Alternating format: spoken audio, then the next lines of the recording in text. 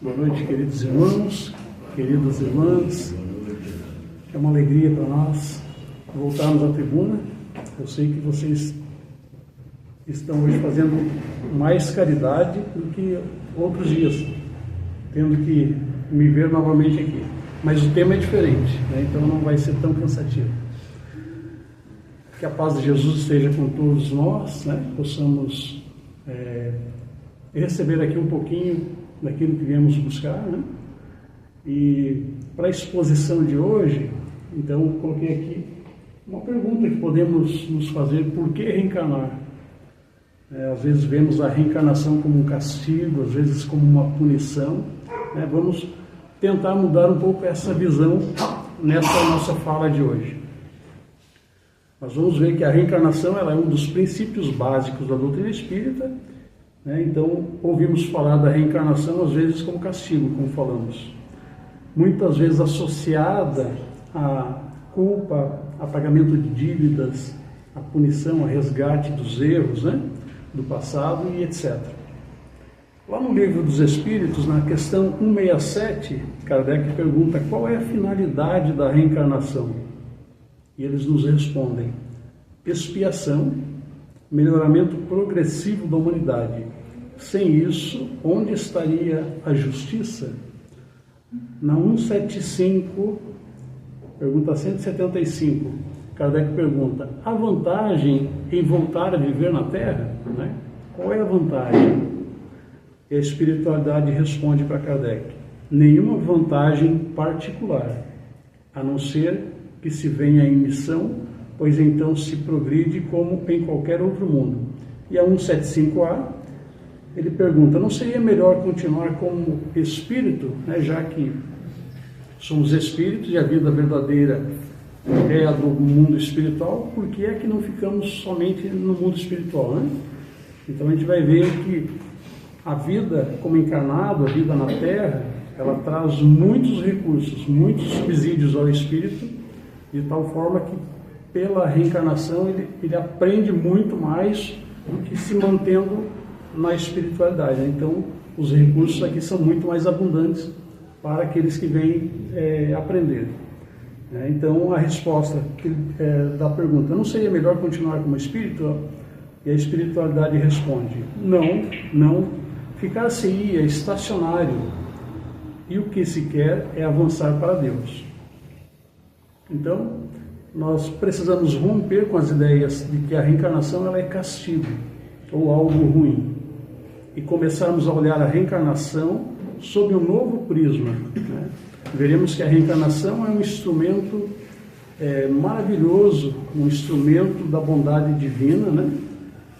Está na reencarnação uma prova do grande amor que Deus tem por cada um de seus filhos. Então, a reencarnação ela tem muito mais a ver com o presente do que com o passado, daquelas ideias que muitas vezes traz assim equivocadamente, de que estamos aqui resgatando erros do passado somente, estamos aqui pagando dívidas do passado, né? Então, ela está mais ligada até com o presente, né? Do que com o passado, e sua função ela é sempre educativa, é punitiva e não punitiva. Então, o passado ele é tão somente a soma do que eu já fui capaz de construir, né, lá no passado, pelo aprendizado, e todo esse aprendizado ele está ativo no presente, para promover um crescimento maior. Todo o conhecimento que trazemos do passado devemos utilizar hoje como um vetor para a construção de uma felicidade futura, né, de uma vida mais feliz no futuro.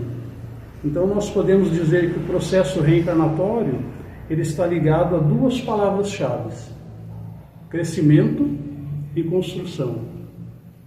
Duas palavras: crescimento e construção. E não ligado à culpa, castigo, punição, né?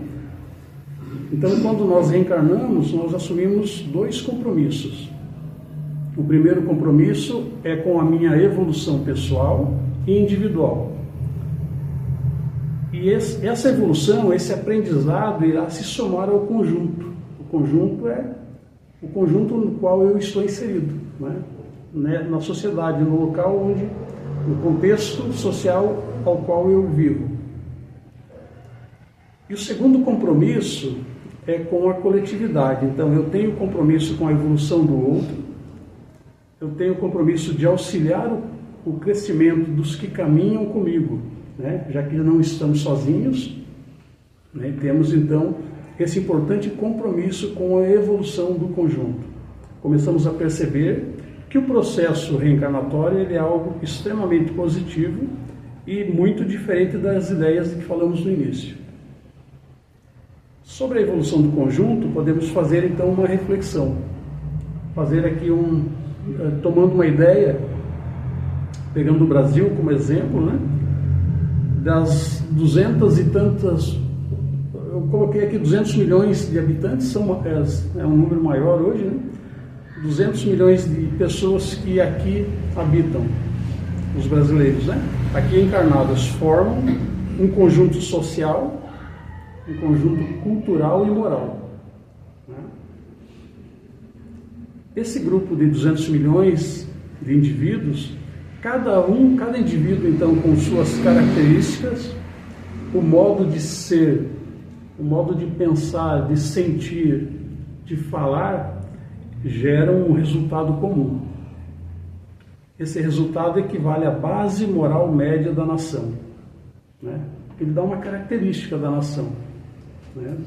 Ele forma ali uma identidade daquele povo, pela forma que as pessoas têm ali de ser, de pensar, sentir e agir, né? Então, a base moral média de que falamos então é o que se pode chamar de mentalidade. Então, esse grupo de 200 milhões de habitantes, por tudo aquilo que ele sente, pensa, age, a forma como vive, forma uma mentalidade. Então, ela se origina da ação, da presença e da relação, né? Do relacionamento entre as pessoas que estão ali participando desse conjunto. Ao reencarnar, eu passo a fazer parte desse conjunto, ou dessa mentalidade que falamos, e por consequência eu começo a sofrer a influência desse conjunto de pessoas. E também passo a influenciar, né? Então, esse processo é o que nós podemos chamar de influxo da cultura. Eu estou inserido ali, sofrendo a influência e influenciando, né? Em síntese, podemos dizer que a influência de cada reencarnante, ou que a influência que cada reencarnante imprime nesse contexto, né? O contexto seria o espaço no tempo, o momento em que estamos aqui agora, né? Ele deve causar uma transformação e uma melhora da mentalidade desse grupo, desse conjunto. A cada vez que eu reencarno, eu tenho a oportunidade então de vivenciar novas experiências em busca de novos conhecimentos, enquanto ser inteligente e consciente. O meu crescimento ele vai se dar justamente por estar em contato com o novo, né? A cada reencarnação, então, a gente tem a oportunidade de vivenciar coisas novas experiências, né? Então, assim, eu vou extraindo os conhecimentos novos, reinterpretando constantemente os conceitos do que é certo e do que é errado. É realmente um momento de grande aprendizado, né? Então, nesse processo, eu estou constantemente aprendendo e, ao mesmo tempo, ensinando. Com isso, eu vou agregando conhecimentos novos ao conjunto de conhecimentos que eu trouxe lá do passado. Eu vou somando isso, né, na minha bagagem, naquela bagagem de conhecimento, de experiências que eu já angariei, que eu já trouxe lá do pretérito. Através dessa dinâmica, eu aprendo a ser maior e melhor do que eu era ontem, evolutivamente falando. Então, em resumo, o processo reencarnatório, ele se dá através de 3 movimentos. A gente pode falar aqui um pouquinho de 3 movimentos, né, nesse processo reencarnatório. Então, dos primeiros 3 movimentos, o primeiro é o de aprender. Então, eu vou aprendendo aquilo que eu não sei, né? Porque mesmo que eu possua um grande conhecimento, o que eu desconheço ainda é infinitamente maior. Então, mesmo que eu me torne um sábio, que eu tenha uma gama muito grande de conhecimento, ainda o que eu ignoro é muito maior, é infinitamente maior, né? Então, através da reencarnação, pelo processo do aprender, ainda que pareça óbvio, eu passo a ser o que eu não era e a saber o que eu não sabia. Assim eu vou ampliando então os meus conhecimentos, como falamos. O primeiro movimento então foi o de aprender. O segundo é o de ensinar.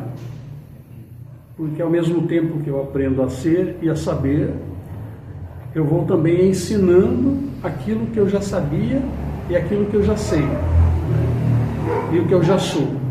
Então, mesmo sem perceber, todos os dias eu ensino e eu também aprendo, né? É um processo constante. Por isso nós estamos juntos, né?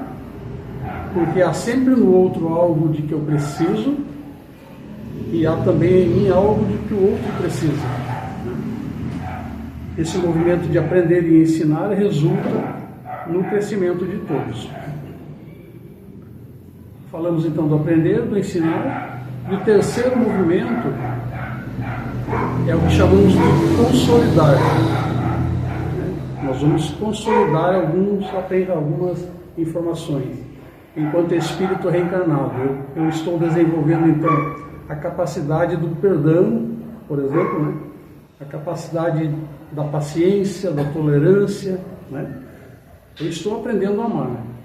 Aqui no plano material, um dos principais objetivos é o de nós aprendermos realmente a amar. Então, nesse processo surgirão pessoas, enquanto eu estou passando por esse desenvolvimento das virtudes, nesse processo vão surgir pessoas, vão surgir situações que irão me testar em relação às virtudes, né? São aquelas provas que servem para afirmar, para efetivar, para consolidar.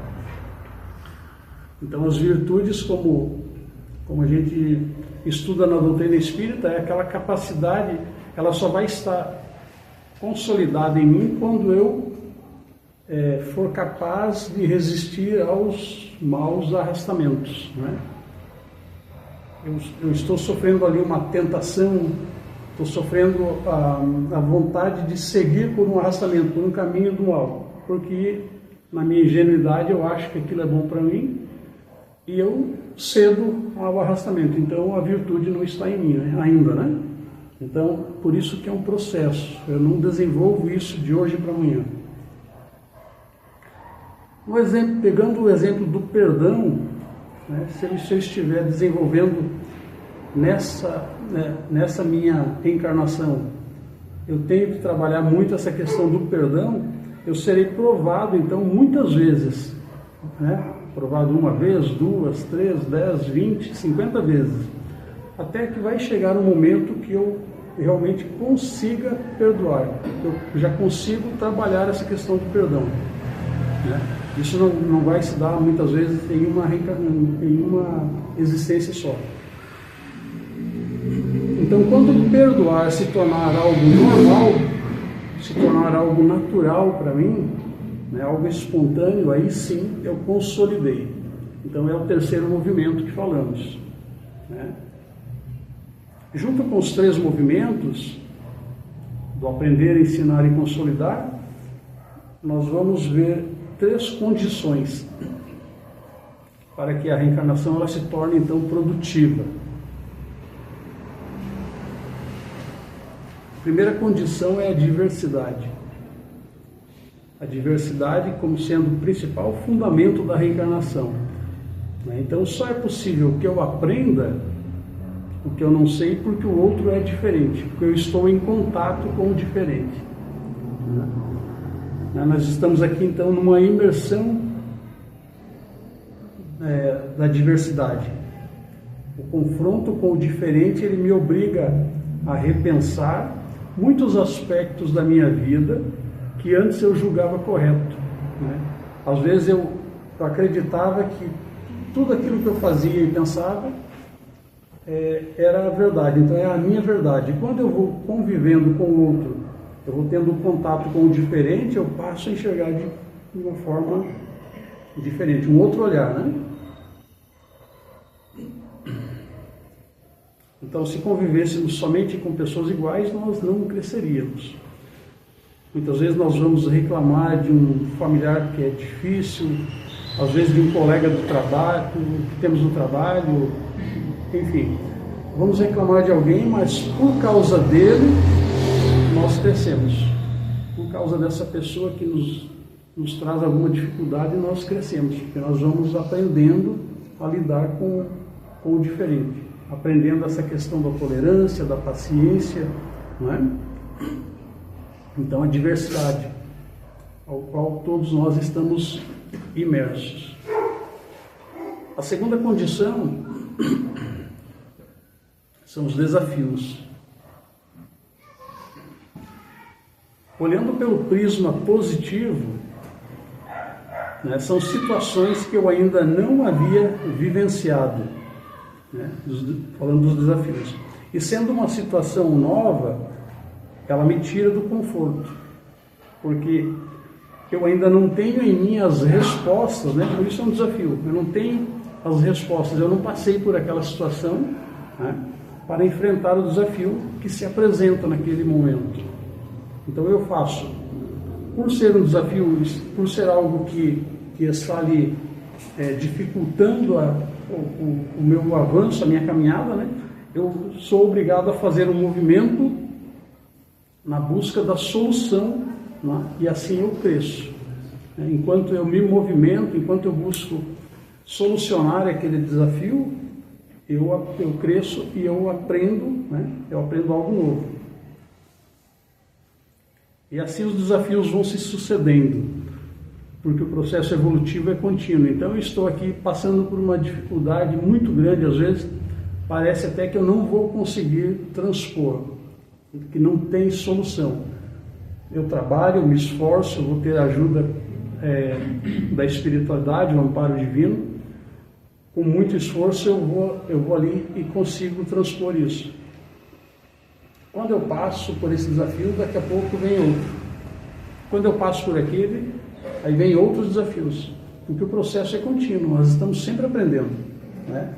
Não podemos ter a ilusão de que eu vou passar por aquele desafio e vou ficar muito tranquilo, né? Vou ficar ali alguns séculos só contemplando.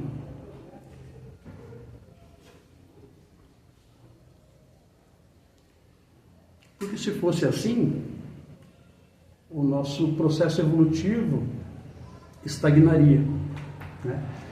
Pararíamos de evoluir, de crescer, e o processo é constante. É algo que, se nós não fizermos voluntariamente, o processo evolutivo nos arrasta, nos empurra, né? Nós vamos ter que crescer, vamos ter que chegar à condição de espíritos puros. Então falamos da diversidade, dos desafios, e a terceira condição é a interdependência, né? A interdependência entre cada criatura, entre cada um de nós. Então, a interdependência entre tudo e todos aqui no mundo material, tá? Para a gente ver a importância que é estar reencarnado.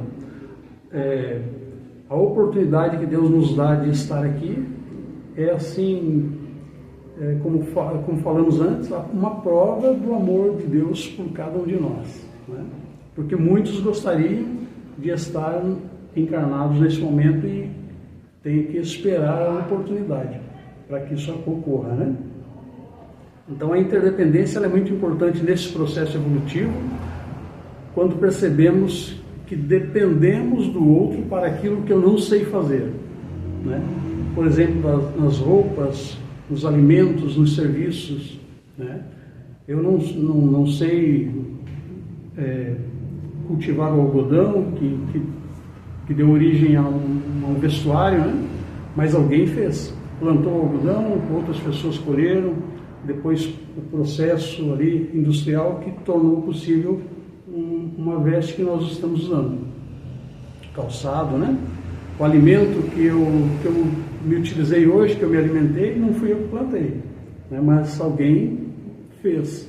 Então eu preciso do outro para aquilo que eu não sei fazer, e o outro precisa de mim para aquilo que ele também não consegue produzir, ou não sabe fazer, né?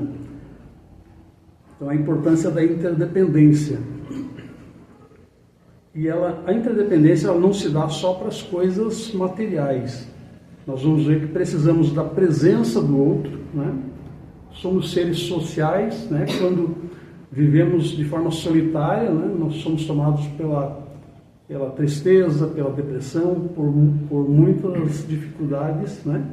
Uma vez que nós, sendo pessoas que fomos feitas para viver em sociedade, nós dependemos dessa condição de vivermos juntos, né? Então eu preciso da presença do outro, do afeto do outro, né? Do conhecimento daquilo que o outro sabe que eu não sei.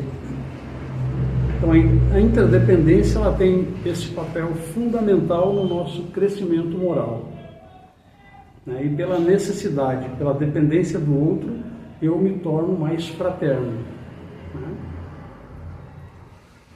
Então todos esses aspectos que abordamos, ou essas condições que falamos até aqui, da diversidade, os desafios e a interdependência são extremamente positivos para o reencarnante.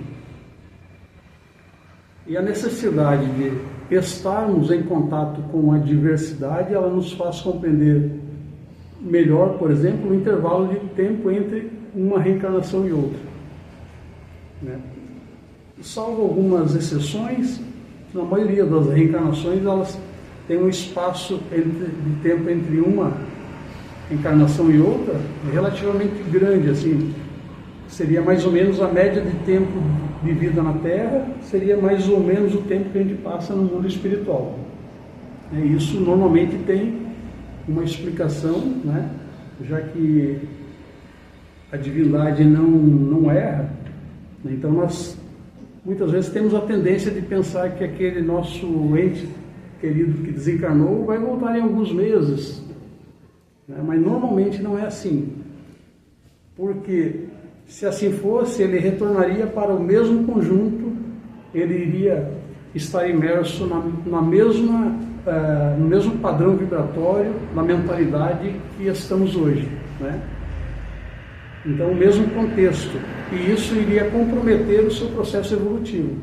Ele iria repetir, ou iria ver aquilo, estar em contato com aquilo que ele já aprendeu, né? Então, o seu processo evolutivo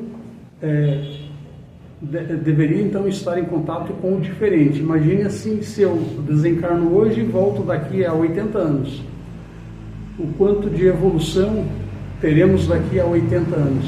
Então eu estarei em contato com o diferente, né? Então, daqui a 80 anos, a tecnologia, por exemplo, será muito diferente. Então, o contato com essa mentalidade daqui a 80 anos vai me trazer muito mais recursos, né, do que se eu voltar daqui a um ano, daqui a 10 anos. Então, pela lógica abordada, né, fora algumas exceções, então, dizemos que a média de tempo que vivemos encarnado é a média de tempo que passamos no mundo espiritual. Então, dessa forma, a reencarnação ela é a chave ou a fórmula filosófica que explica, sem fugir ao bom senso e sem fugir à lógica, né, das conhecidas desigualdades humanas. As desigualdades sociais, econômicas, raciais, físicas, morais, intelectuais. Então, assim a gente compreende de uma forma mais clara a justiça divina, né? Então, pelas múltiplas existências, nós vamos alternando, né? Ora com mais recursos, com mais dinheiro, ou em outras existências com menos dinheiro, e tudo isso são recursos didáticos, recursos para que aprendamos aquilo que ainda nós não sabemos, aquilo que não compreendemos.